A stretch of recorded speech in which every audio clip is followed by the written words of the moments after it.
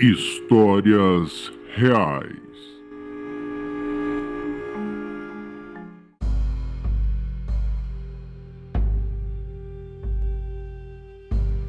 Este programa narra histórias reais, que podem envolver violência, crimes ou fatos sobrenaturais e podem conter gatilhos psicológicos.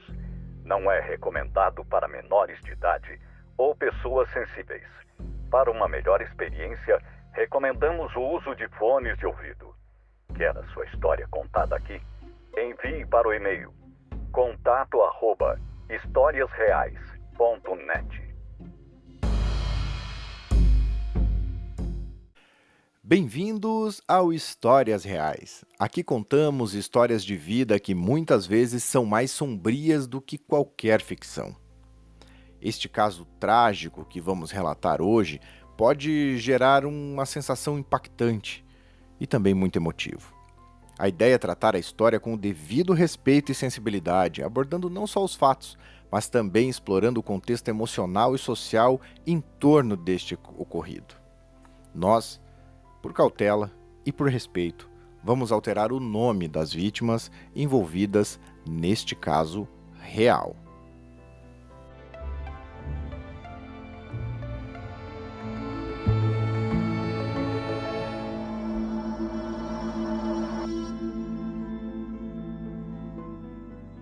Histórias Reais hoje viaja para a cidade de Cascavel, no interior do Paraná, a cerca de 500 quilômetros de Curitiba e mais ou menos 150 quilômetros da conhecida Foz do Iguaçu.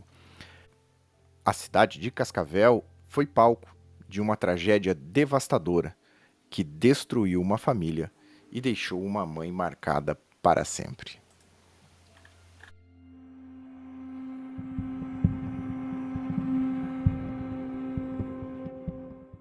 Este episódio é sobre Letícia, de 7 anos, Joana, de 5 anos e Priscila, de apenas 3 aninhos. 3 irmãs que perderam a vida de forma trágica em um incêndio que ocorreu na calada da noite. A história delas, porém, é também a história de uma mãe, Dona Maria de Moraes, e das escolhas que ela foi forçada a fazer enquanto lutava para sustentar a sua família. Para entendermos um pouco o contexto, Dona Maria era uma mulher simples, nascida numa pequena cidade próxima a Cascavel, chamada Guaraniaçu. Sua vida nunca foi fácil. Aos 18 anos, ela já enfrentava a dureza de ser mãe jovem e esposa, em uma relação que aos poucos começou a desmoronar. A separação do seu marido, há 8 meses, foi um ponto de virada na sua vida. Com 3 filhas para criar sozinha, Dona Maria se mudou para a cidade de Cascavel, que é a maior cidade deste polo, desta região.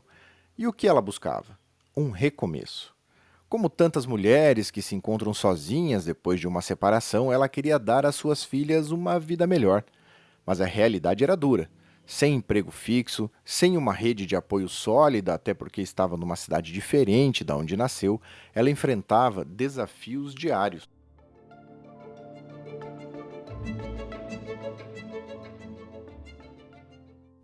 Depois de 4 meses em Cascavel sem conseguir estabilidade, Dona Maria tomou uma decisão dolorosa. Ela enviou as filhas de volta para Guaraniaçu, para viver com o pai delas. Era uma decisão prática, mas emocionalmente devastadora. Como qualquer mãe, ela queria estar perto de suas filhas. Mas, naquele momento, garantir o básico, que era comida e abrigo, era a sua prioridade.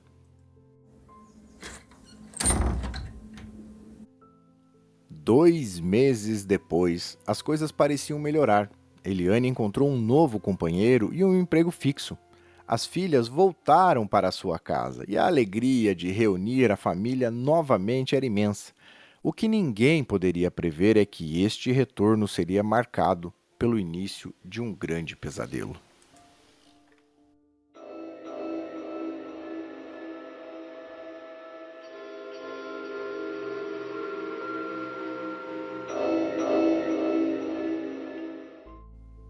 Uma família humilde, unida, feliz e de quase nenhuma posse.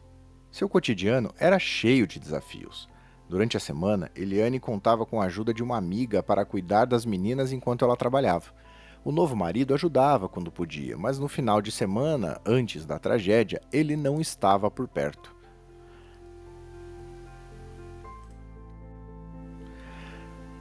Na madrugada do dia 7 de março de 2006, uma noite agradável, céu estrelado, temperatura amena, Dona Maria se levantou às 4 da manhã, como fazia todos os dias.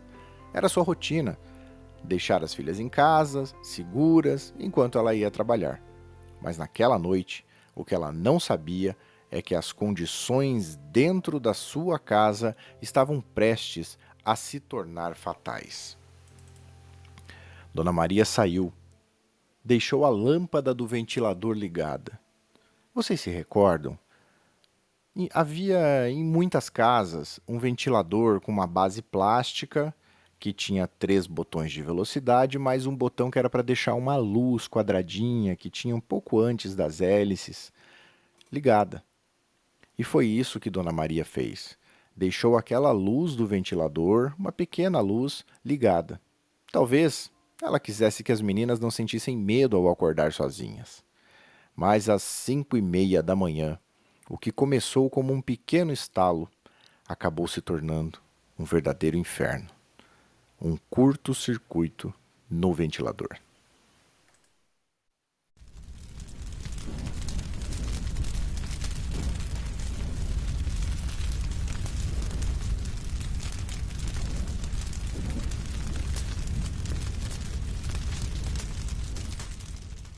Vizinhos notaram as chamas logo depois. O som das telhas estalando acordou a rua toda. Desesperados, os vizinhos correram e tentaram abrir as portas, mas o fogo já tomava conta. O corpo de bombeiros foi acionado. Chegou rapidamente ao local porque a base do corpo de bombeiros na cidade de Cascavel fica a poucos quilômetros desta residência. Mas uma casa chamada de mista, porém com 90% de sua composição sendo de madeira, foi rapidamente consumida pelas chamas. As equipes de reportagem logo chegaram ao local e puderam acompanhar o trabalho desesperado de uma equipe de corpo de bombeiro. Todos os profissionais, sabendo, por conta dos vizinhos, que haviam crianças lá dentro, saíram correndo. Fizeram o possível para acabar com as chamas e para conseguir entrar na residência. Porém, o fogo era muito alto, muito intenso, e não permitia que ninguém se aproximasse das portas ou janelas para tentar fazer alguma coisa. Depois de momentos de horror, muita tensão, as chamas finalmente começaram a diminuir. E algo aterrorizante aconteceu. Segundo relatos de pessoas que estiveram no local, havia um cheiro muito forte. Um cheiro de carne. E esse cheiro era de carne humana. Depois do combate ao incêndio e quando realmente as chamas resolveram dar uma trégua, os bombeiros conseguiram adentrar o local. E tudo o que puderam encontrar: 3 pequenas porções de carne, já sem vidas, queimadas e vítimas de um incêndio impiedoso. Pouco tempo depois, Dona Maria chegou ao local. Alguém a buscou na empresa. Disse que ela nem havia chegado exatamente ao local de trabalho. Quando estava descendo do transporte coletivo, já foi abordada por alguém que a trouxe de volta. O desespero da mãe, ao encontrar a casa toda queimada, sabendo que as suas filhas estavam lá dentro.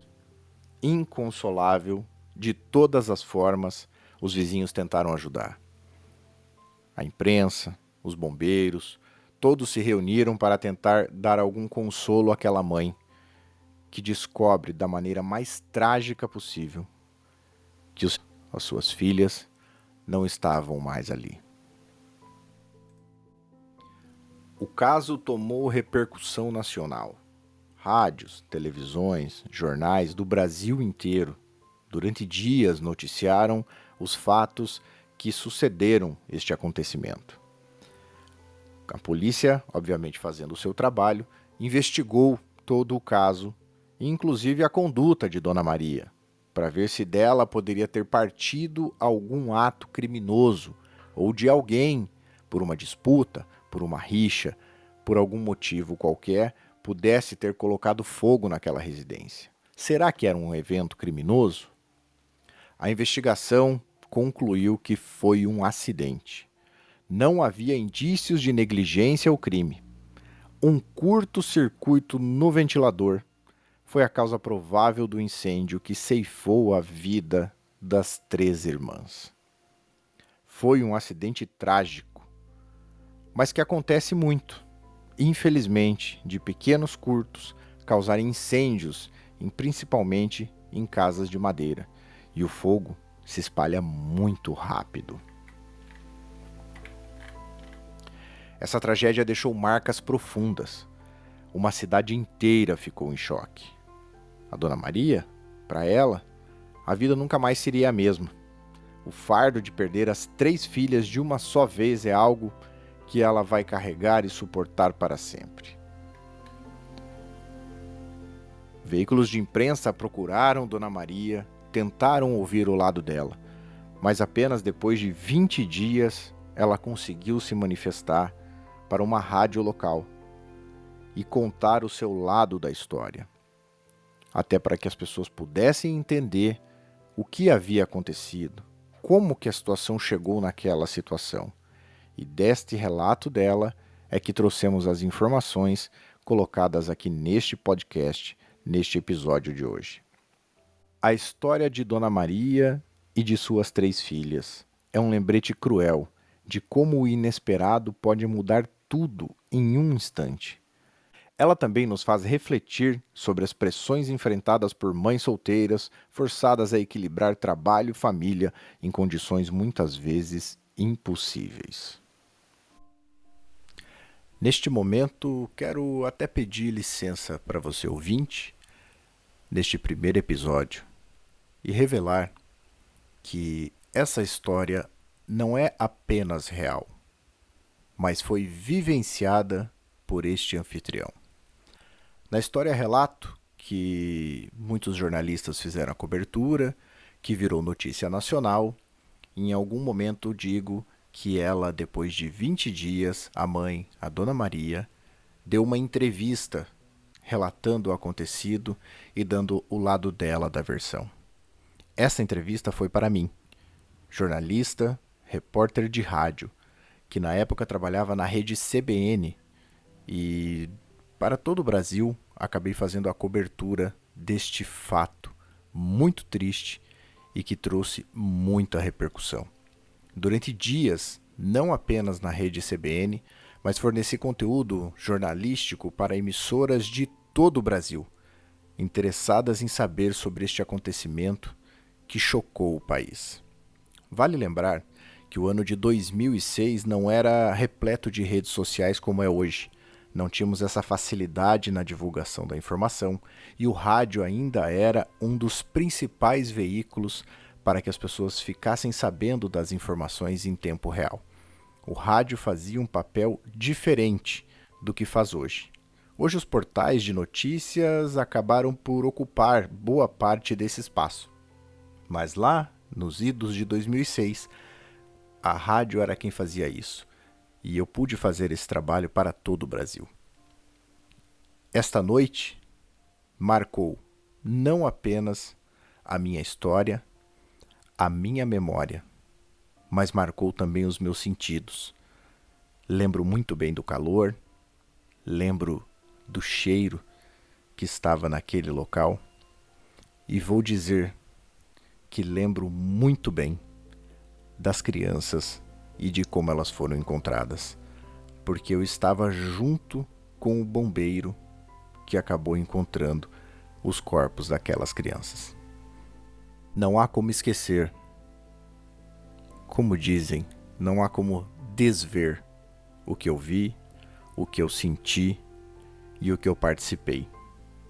mas uma forma que encontrei foi de relatar isso neste podcast. Durante mais de 20 anos de atividade jornalística, participei de inúmeras coberturas de tragédias, infelizmente. Mas posso dizer com toda certeza que essa noite foi a que mais marcou a minha história e a minha vida. Me solidarizei muito com a Dona Maria. Na entrevista que fizemos, choramos juntos, porque realmente a história é de entristecer. Poupei, no texto deste podcast, o relato mais detalhado de como as crianças estavam ao ser encontradas, porque imagino que muita gente não suportaria ouvir. Essa memória guardo comigo. E de forma muito triste, vou carregar para sempre. Obrigado por ouvir o Histórias Reais. Até o próximo episódio, onde traremos mais uma história de vida que ecoa na alma e nos faz refletir sobre a nossa própria existência. Sempre cuide bem dos seus. Não espere uma data comemorativa para dizer o quanto ama. Não durma brigado com ninguém. Se você quiser contar a sua história, acesse o site historiasreais.net e nos envie o seu relato para que possamos transformá-lo em um episódio. Até mais e fique bem.